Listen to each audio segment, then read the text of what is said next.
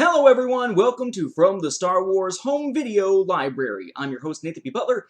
This time we're looking at a reissue that a lot of folks actually missed because it really wasn't very hyped up, that has happened here in, as of the time I'm recording this, 2015.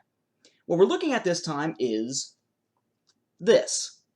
This is Star Wars The Complete Saga, right? So episodes 1 through 6 plus some bonus discs, reissued here from 2011 in 2015. It's new packaging, as you can see here. It's basically standard kind of cardboard here. You've got Vader, of course, on the cover here. Very cool color scheme going on. Side has your Star Wars The Complete Saga. The top, Star Wars The Complete Saga. Bottom, copyright and rating information and such. And on the back, you got a breakdown of what's in here. 9-disc set. All 6 movies, more than 40 hours of extras. And then the ratings for all the films. And at the bottom, special features listed, though certainly not an exhaustive list relative to the contents in here. And along the bottom, you've got some battle scenes. Got some scenes there underneath C-3PO and R2-D2. I really like this packaging. Now, it's a slipcase. So you'll peel open the slipcase here, and inside you have a Blu-ray case. I would say a standard Blu-ray case relative to something special, but it is a giant Blu-ray case. So, similar front, side. It does have a similar back in that it's got special features listed and some information on top, but if you actually compare the two, the backs are very different. Just their content is similar. And when you pop this sucker open,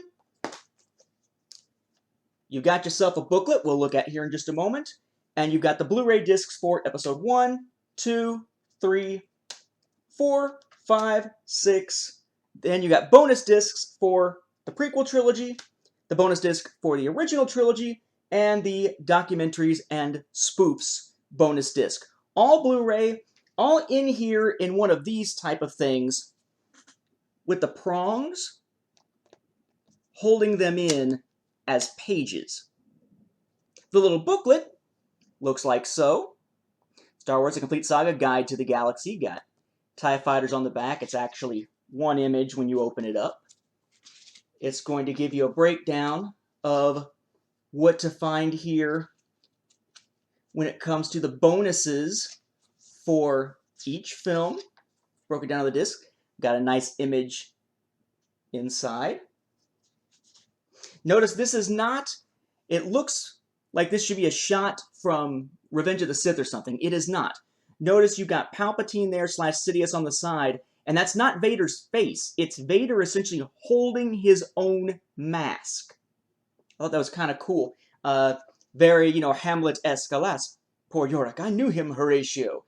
And basically saying, hey, this was the dude that was the jester in my father's court before he died when I was a kid. Holy crap, now he's dead? Oh, how horrible it is, etc., etc. Also, of course, mirrors that Star Wars Tales story that also got turned into a fan club special where he being Darth Vader, is holding C-3PO's head. So I thought that was a pretty nice little piece of artwork there. Then it goes into the basics of what to expect on that third disc with the documentaries and the spoofs. Then gives you your credit information for each film. And that's it. Now, if I may here, let me take a moment for sort of a history lesson on Star Wars on Blu-ray. That's the 2015 release. We have here the 2011 release. Now, you may recall that this one contains 9 discs. It's in a slipcase that's kind of this hard substance as opposed to being, it's like a hard cardboard, as opposed to being a standard Blu-ray case or a slipcase. This is certainly not a standard Blu-ray case. It is sort of a book form where you got the artwork as you flip. And the discs are just slipped into it sideways. And then at the back, you've got a Star Wars: The Complete Saga Guide to the Galaxy, thematically colored to fit the rest of this special book-style packaging. This is the 2011 release, the first time it was on Blu-ray, the first time these cuts of the films were available. Now, that one did include all 6 films on Blu-ray, plus the 3 bonus discs. Prequel trilogy, original trilogy, and spoofs and documentaries.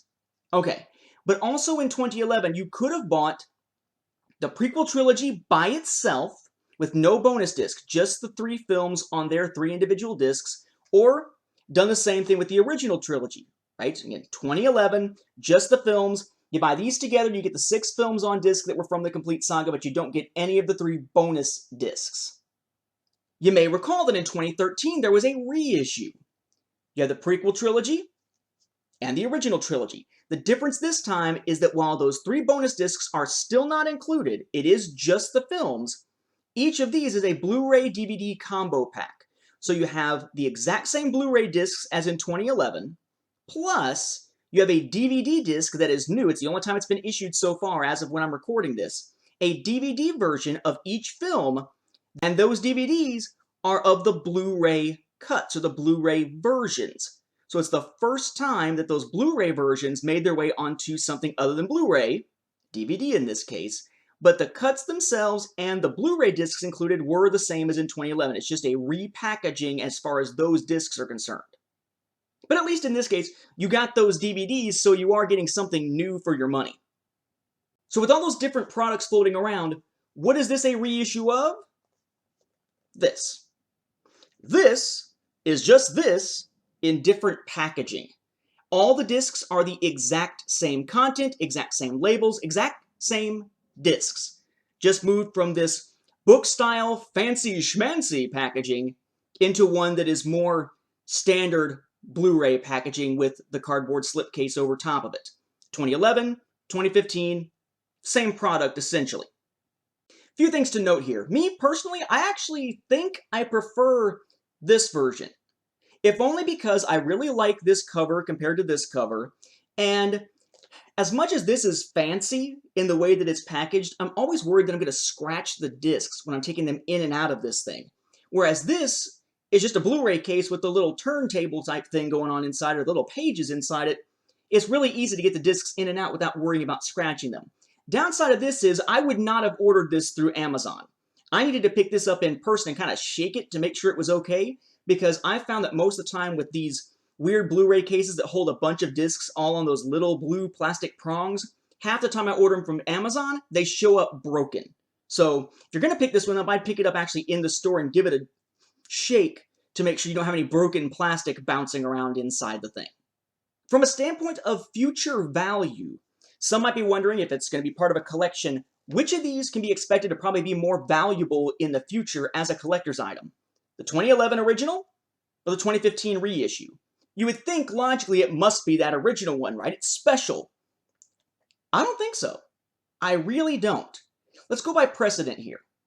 In 2004, they released the original trilogy on DVD. The very next year, they reissued it. Same discs over again, except this one has that bonus disc, this does not. So 3 films and a bonus disc, just the 3 films. Thing is, when this came out, a lot of stores still had this on their shelves and did not take it down and replace it with these. And a lot of people who might have bought this had already bought this and said, screw it, I'm not going to repurchase. What's happened? Now, if you go on places like eBay, these are much more expensive to get your hands on than these. Not as many people picked them up, not as many on the secondary market. The same thing happened later.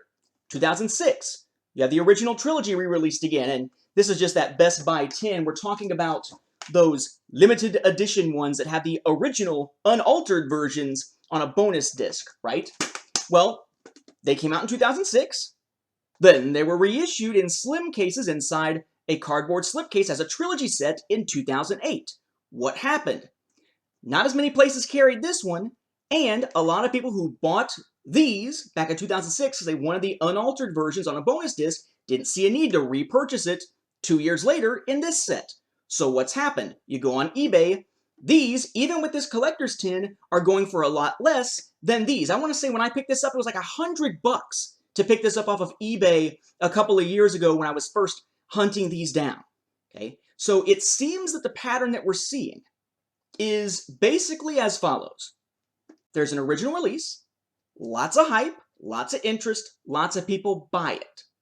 Then there's a reissue a little bit later. Not as many people buy it because this original release is already out there, and frankly, a lot of stores still have this. When I went to go pick this up, brand new release. Should have had some hype. Should have been on all the store shelves, right? No. I go to the local Target and the local Walmart and one other place that I forget, but I went to 3 different places before going to Best Buy where I actually found it. What did I see on the shelves? These. Still. Not these. So a lot of places still have these on their shelves, aren't even replacing them with the new reissue, so less likelihood of people picking them up, even if they are picking them up at this point in the process. So those all get combined together, you get less people with these than these. Eventually there'll be less of these on the secondary market probably than these. Expect the reissue to probably wind up being worth more if you're trying to sell it later as far as eBay and things like that. It just tends to be the way these situations work out, although you're probably going to have to wait a number of years before there's enough demand for people to go on eBay at all to look for these as opposed to looking for them in regular stores. 2 other things of note here. Number 1, pro tip, so to speak. And I may have mentioned this before, but it bears repeating. If you're going to try to watch the Star Wars films on Blu-ray with their tons and tons of subtitle options, bear in mind that if you were to play it with the subtitles turned to off, you're not going to see any subtitles, and that includes when Jabba speaks, when Sebulba speaks. The subtitles built into the movies do not appear if your subtitles are turned to off. Instead, click your way through the subtitles and go all the way to the very last option before hitting it again will turn the subtitles off. That very last option, I believe it's just called English text. What that will do is give you no regular subtitles for any time someone speaks, but then when you do wind up seeing those scenes like Jabba speaking, or, I don't know, the Rhodian talking about the Loyalist stuff, take a look. You will see subtitles appear for their language, and it's going to show up the way that it did in theaters. Not underneath in the text that your viewer creates or your player creates, but instead show up in the same font and same placement that those subtitles did in theaters. Just an interesting thing to point out, and something that kind of caused some frustration for me until I finally figured it out when watching the Blu-rays. Now, the other piece, though, is what about changes? I just said this is a reissue of the discs from 2011, and except for those 3 bonus discs, that means that it's also the same disc you could have gotten 2011 in those individual trilogy releases or in 2013 as the Blu-ray discs inside those Blu-ray DVD combo packs. So why would I think there might be changes? Well, earlier this year, right, being released in 2015, earlier in 2015, what did we get? The Digital HD Star Wars Movie Collection! Right, on iTunes and Disney Movies Anywhere and all that kind of stuff. And what did they do? With the exception of A New Hope, they truncated and squished down that opening fanfare, took out the 20th Century Fox logo, and now we have that unusual different version of the music playing over the Lucasfilm logo before it goes into the film. They changed the beginnings on everything but A New Hope. You would think, if that's the new standard, that's what all subsequent reissues would look like, so these would be the first release of these on disc with that change. It's not. Take a look up at the top. That doesn't say Disney. Lucasfilm and 20th Century Fox Home Video. There isn't a single thing on this that I've noticed anywhere that actually says anything about Disney. This would appear to be a Lucasfilm, which is owned by Disney, and 20th Century Fox Home Video Entertainment release, not a Disney Home Video release, which would explain not having a little Disney code in there for the Disney movie rewards, but also why on these Blu-rays, it's the same as in 2011 and same in 2013. It has the 20th Century Fox fanfare on all of them, the one we know and love from so many years of watching it. None of them have those truncated new beginnings. So, yeah, it's an odd one. It's a reissue. It's a pretty reissue, but it is just a reissue. If you didn't take the time to pick this up back in 2011, I would suggest picking it up. Which one between this and the 2011 one that you prefer to pick up, honestly, is a matter of taste or what your store happens to have available. Just know, again, that because of the inside and the way that the Blu-ray case here works, I would definitely shake it before you buy it just to make certain that none of the prongs are broken. Be careful with it once you've got it. And if you did pick up the individual trilogy sets in 2011 or in 2013, I would pick this up for the substantial upgrade of getting those 3 bonus discs that you might not have gotten in the past. There are no DVD copies in this. It is just Blu-ray. So in that sense, I'd keep those ones from 2013 just to have the DVD copies of the Blu-ray cut. But if you're just looking for the Blu-rays, this is a nice option and one that a lot of folks seem to have missed. Of course, in the very near future, and we'll cover it here on the show, we do have, finally, American Steelbook Blu-ray releases of the individual films just a month after this sucker's hitting stores. We'll cover that in an upcoming episode. With that, we'll wrap up this episode. Thank you for watching, and may the Force be with the home video viewers.